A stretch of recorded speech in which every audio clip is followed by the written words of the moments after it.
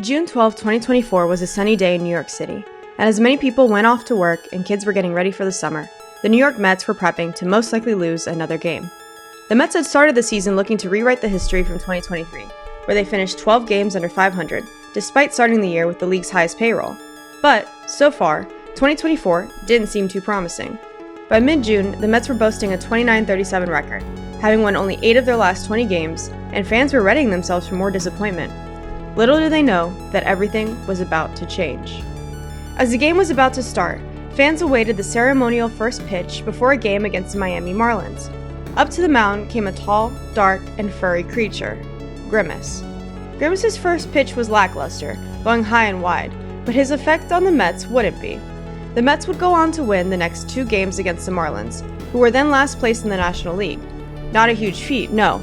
That would come later when the Mets completed a 3-game sweep against the San Diego Padres, a first for the Mets in 18 years. And so began the season of the Grimace Mets, a season full of ups and downs, full of gimmicks and quirks, and enough side characters to give Game of Thrones a run for its money. But Grimace, pronounced in Queens as Grimace, may not be the feel-good story the mainstream media and Big Mac want you to believe. This is the real story of the Grimace Mets. Before the Mets were the Grimace Mets, they were just a subpar team with an even more subpar dance crew that had even Frank the Tank grimacing into his beer. But, for all that Citi Field was trying to do to entice fans, it was a man by the unfortunate name of Seymour Wiener and a sharply dressed entrepreneur that would first start putting some life back into a dying fan base. For a while, things started to look up for the Mets, but then, just as the season looked to be reaching a high point, the Mets were hit hard. First by an injury, and then by their own City Connect jerseys. And once again, it looked like the season was in the gutter. When it looked like things couldn't get worse, the team began to come apart. They had finally reached a boiling point, and fans of baseball everywhere were starting to ask, were they really the worst team in baseball? It was on May 29, 2024, after a 10-3 loss against the Los Angeles Dodgers, that Francisco Lindor called a team meeting in the Mets clubhouse. In the players-only meeting, the team focused on old habits and what needed to change to make this work. After a trip across the pond in a split series against the Phillies, the Mets came back with a new perspective on the field and a new fan in the stands, one that would change Queens forever. On June 12th, with the power of Grimace, the Mets took off. 1 month into the Grimace era, the Mets season had taken a complete 180. Among the National League, the Mets had the highest winning percentage, over 700, the highest runs per game, the most home runs, the highest slugging percentage, and the highest on-base percentage. And just like that, it felt like maybe, just maybe, the Mets weren't out of this thing after all. While the fans were still high on their recent success, the good times would keep on rolling. In late June, after beating the Astros 7-2, a newly called up Jose Iglesias performed his new single, OMG. It was officially a party in Citi Field, with no signs of stopping. In July, a new good luck charm in the form of a glizzy-guzzling Italian greyhound named Glizzy Iggy helped spur on another series of wins before the All-Star break. But unfortunately, the dog days of August wouldn't be as lucky for the Mets as their lovable Iggy. And while the front office was trying to recreate some of their earlier magic with Hot Tua and Paul Blart Mall Cop, on the field, the Mets were being swept by the Mariners, then losing to the A's, the Rockies, and the Angels. Once again, it looked like playoff hopes might be dashed.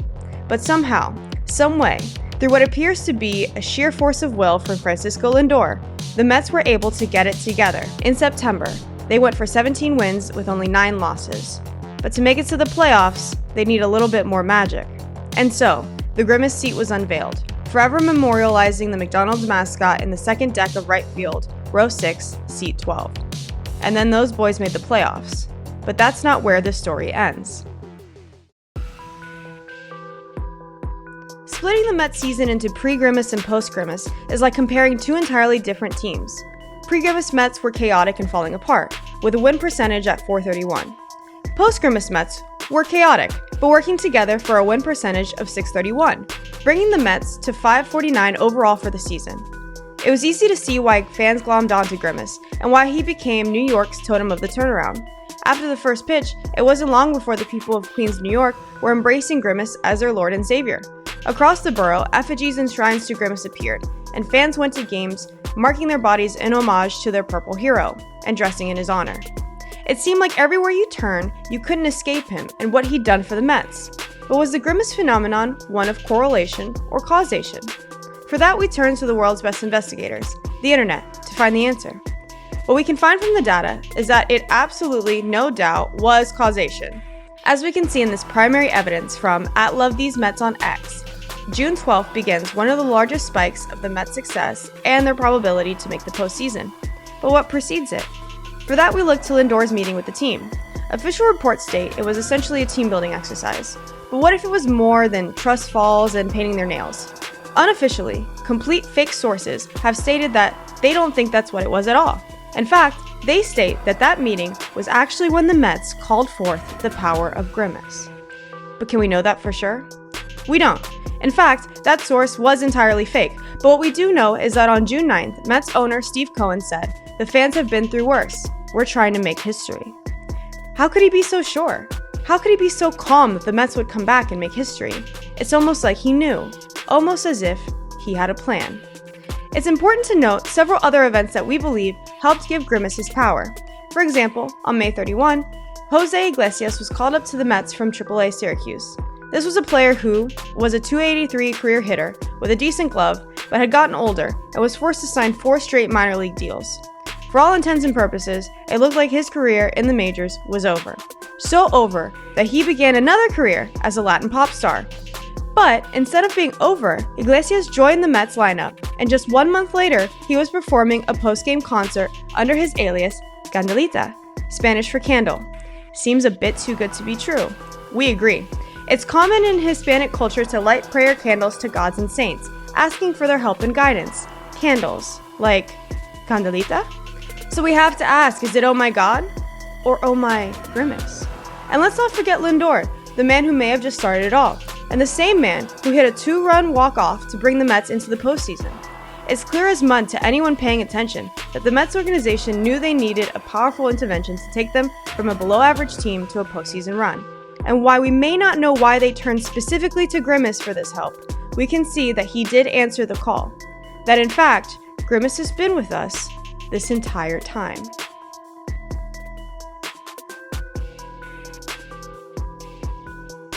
With Grimace so clearly at the cause of the Mets' success, the next question we have to ask is, why? What does he want? Why is he here? Grimace supposedly hails from McDonaldland, a land inhabited by a famous clown you may know and his group of friends. Legends of the wacky adventures of McDonaldland have made their way to this world, but researchers into this history have noted something odd. Ronald McDonald himself is a clown, Mayor McCheese is a cheeseburger, Birdie the early bird, a bird, the hamburger is a thief, and Mac Tonight is a moon. The Fry Kids, well, they're fries. So what exactly is Grimace? Spokespeople from McDonald's have had conflicting and confusing reports. In 2021, Brian Bates, a manager for McDonald's in Canada, told CBC News Grimace is an enormous taste bud. So people know that the food tastes good. That's curious, especially because McDonald's walked that back later, saying the best part of Grimace is that he means different things to different people. But that's not true. In fact, a search of Grimace comes up with exactly what it means. The definition of Grimace is in fact an ugly, twisted expression, typically expressing disgust, pain, or wry amusement. Not exactly a face you make because of happy taste buds. But maybe it doesn't matter, except that it absolutely does. See, McDonaldland is not just a place for fun, adventure, and french fries. In fact, the inhabitants of McDonaldland have the ability to travel between worlds using wormholes. We know from his travels here that Ronald has magical powers and works to spread good and freedom. So what does Grimace spread? Experts have tried to delve into the mind of this enigmatic entity, but most have come back empty. In an effort to help this investigation, we reached out to a forensic handwriting analyst to create a psychological profile. We can see the letters arc across the signature, almost as if following the curvature of a wormhole. The use of a full circle instead of a dot for the eye seems to imply an openness, or a closedness. Notice how the letters begin strong and then drop towards the end, almost as if Grimace himself is promising a strong start and a chaotic ending. While he's never been known to comment, we do know this. Grimace's people come from Grimace Island in McDonaldland, a place that was once filled with happiness and dancing. That is, until humans arrived and stole their treasure. Since then, the people of Grimace Island have spread across McDonaldland and their home was lost forever. Fun myth or villain origin story? We don't know. What we do know is there is plenty of motive for a Grimace like Grimace to hold a grudge against us, the humans of Earth, and now he's here. And in fact, this isn't the first time that Grimace has taken over. For those of us paying attention, we may remember the last time Grimace became a national craze, and just how that ended. So can the Mets trust Grimace? Or should we be wary about his presence? and what it means for the Mets, for New York, and for baseball as we know it. How does this end for the Mets? We can't know. Will it end in a miracle or in a mess? That's left to be seen. What we do know is this season of the Mets has been one of whimsy and joy, of drama and intrigue, of magic and menace. At the start of the season, the Mets were a team that made the playoff dream feel impossible. In the end, it came down to the wire, and the Mets didn't just need to win, they needed everyone else to lose. But it turned out that not even a literal natural disaster could stop these Mets from moving into October baseball. Then, in the wildcard series, with minutes left in the game and a feeling that hope was lost, they did the impossible again. After an evening with the Mets failing to do much at all, Polar Bear Pete Alonso came up to bat. At a 3-1 count, Alonso hit a go-ahead homer, putting the Mets up 4-2, and with the Brewers unable to catch up, the Mets advanced again. All while someone watched on. Is it possible that Grimace is actually a force of good, here to help the Mets come from behind? Or is it more possible that Grimace's revenge is to take a suffering fan base, give them the hope for a winning season, and like what was done to his people, take that treasure away? In the end, does it even matter? This season of the Grimace Mets has given Queens something they haven't had in a really long time. Or actually, two somethings. A good baseball team and hope.